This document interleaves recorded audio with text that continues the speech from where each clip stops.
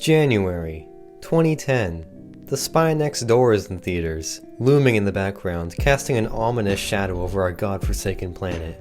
Then, when all seems enveloped in darkness, the clouds part and our new gods, Sony, grace us with good news. Sam Raimi isn't making Spider-Man 4. But Marc Webb will direct a new Spider-Man film. Director Marc Webb went into The Amazing Spider-Man with a lot of experience in music videos, for some of my favorite songs too, as well as some experience with directing episodes of television and one feature-length film at the time. A bit of an out-there choice of director for the next Spider-Man film, but I'm interested in what he can do to reinvent the character. In the comics, the character of Spider-Man is a human character. In a world of gods and monsters and aliens, he's the audience character that simply has to adjust to the insanity that surrounds him. This human element of the character is one of, if not the most important element in an adaptation of the character, and I think Marc Webb understood this. This is most clearly shown in the best scene from these movies, in perhaps any Spider-Man film, Gwen's fall. This scene single-handedly makes The Amazing Spider-Man 2 rewatchable for me. It gets me every time. The scene itself is just perfectly crafted, and this is clearly a moment Marc Webb was very passionate about and wanted to nail, and he definitely succeeded. To set the stage, we need to talk about Peter's arc, the main connection between the Amazing Spider-Man movies and the overall best element. Peter starts out immature, selfish, and ignorant. Because of these traits, he lets a criminal go and Uncle Ben dies. He then suits up in pursuit of revenge, not learning his lesson until he feels a moral obligation to go help on the bridge. This moment where he helps the kid climb up the car and reunites his son with his father is where he acts like Spider-Man, a hero everyone can look up to, a way for Peter to recognize his newfound responsibility, but a dangerous life nonetheless.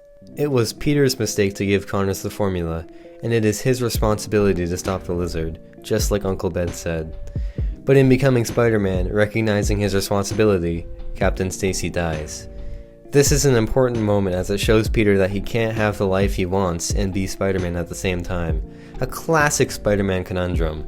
Yet in these films, he doesn't retire, he doesn't just deal with it and continue to be Spider-Man. He regresses in his arc.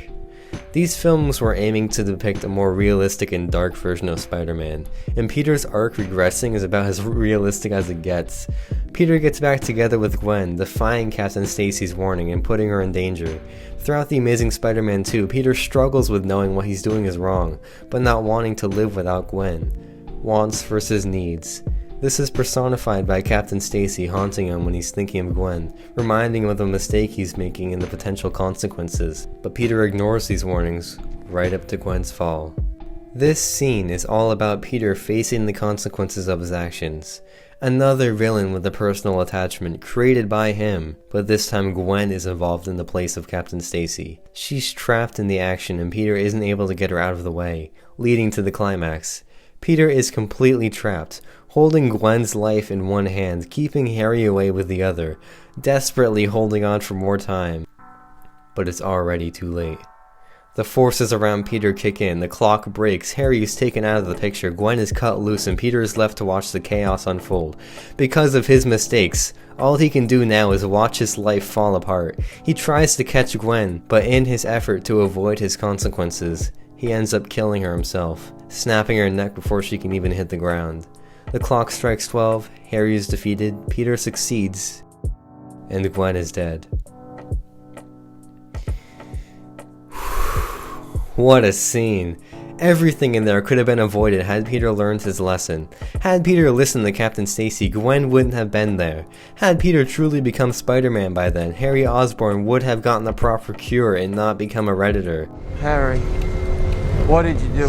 What you made me do. Electro wouldn't have escaped Oscorp and lives wouldn't have been put at risk. In regressing in his arc, Peter not only put the people close to him at risk, but he inadvertently puts many other innocent people at risk. And I think he understands this. After this scene, he doesn't need ghosts to show him his mistakes, he's looking at his biggest one yet. Peter stops helping people as Spider-Man. By this point he's more harmful to people than heroic. And yet something comes back. The very reason he started on this whole journey in the first place. A simple robbery. this time changed to be a better match for him. Spider-Man arrives and suddenly criminals use more dangerous weapons, simple escalation, and another way Peter has put people at risk. Another responsibility as a result of his powers. Gwen's fall is crucial to Peter becoming the Amazing Spider-Man. Throughout these films, he's called himself Spider-Man and acted like a hero, but as long as he ignored his responsibility, the people around him suffered. Now duty calls. Responsibility calls. He's back to where he started, now forced to see his mistakes and live with them. This moment, this is where Peter Parker becomes Spider-Man. And it wouldn't have happened without this amazing scene.